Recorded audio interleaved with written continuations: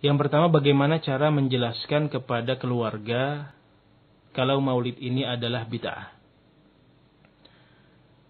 Ikhwati fillahi ra'akumullah, cara menjelaskannya secara ringkas adalah dengan dua metode. Metode yang pertama adalah hikmah, dan metode yang kedua adalah adamul isti'jal.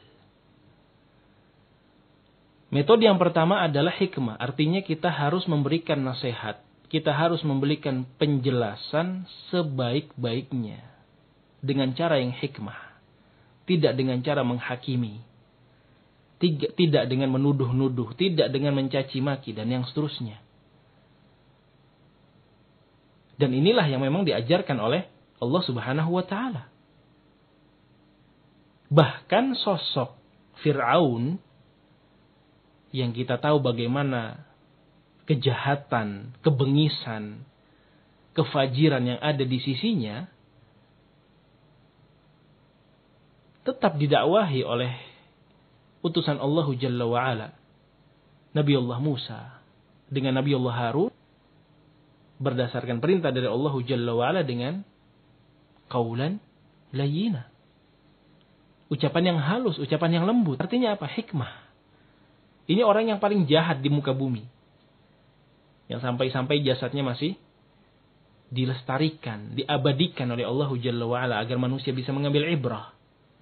Apalagi mungkin orang tua kita, kerabat kita, tetangga kita, dan yang seterusnya. Maka cara hikmah ini adalah cara yang terbaik, yang masing-masingnya seorang akan mengetahui bagaimana hikmah yang ada di sisi keluarganya misalkan. Karena keluarga satu dengan keluarga yang lainnya berbeda.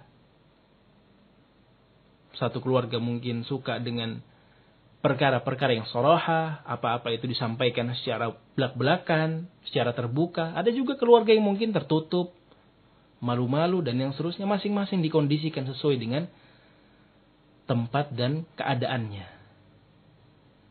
Situasi dan kondisinya harus diperhatikan.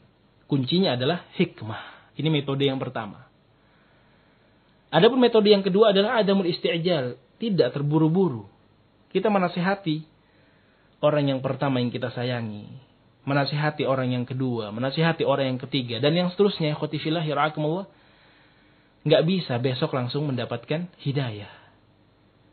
Nggak mungkin bisa detik itu dia langsung bisa menerima. Lasta alaihim bimusaitir, kata Allah Jalla Jalaluhu, kamu nggak bisa menjadi orang yang menyetir mereka. Pelajaran besar yang sudah kita ketahui bersama bagaimana sosok Nabi Muhammad SAW nggak bisa memberikan hidayah Allah Jalla wa'ala kepada sang paman. Padahal sang paman adalah Abu Thalib, orang yang paling disayangi oleh Nabi SAW. Tapi tadi, lasta alaihim bimusaitir. Hati-hati manusia, hatinya Abu Thalib dan semua orang berada di jari jemari Allah Subhanahu wa taala, berada di sisi Allah Subhanahu wa taala. Sehingga perlu adanya kesabaran dan jangan menuntut hasil yang terburu-buru. Menasehati di hari pertama, hari kedua harus menerima nasihat tersebut. Menasehati di hari Kamis bahwa maulid itu bid'ah, dia menuntut hari Jumat orang tuanya harus menerima bahwa maulid itu bid'ah. Belum tentu. Yang demikian mengingatkan kita kepada metode yang ketiga, yaitu ad-du'a. Pentingnya untuk kita berdoa untuk kebaikan mereka. Karena pengaruh doa itu adalah pengaruh yang luar biasa. Jangan sampai kita meremehkan ad-du'a, ikhwati fillah yara'akumullah, karena itu adalah bahagian dari silahuna. Silahul mu'min, senjata kita adalah berdoa kepada Allah Subhanahu wa taala.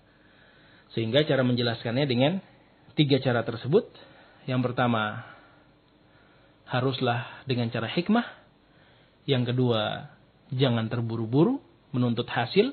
Dan yang ketiga, mendoakan kebaikan agar mendapatkan hidayah dari Allah Subhanahu wa taala. Wallahu taala a'lamu bis-shawab.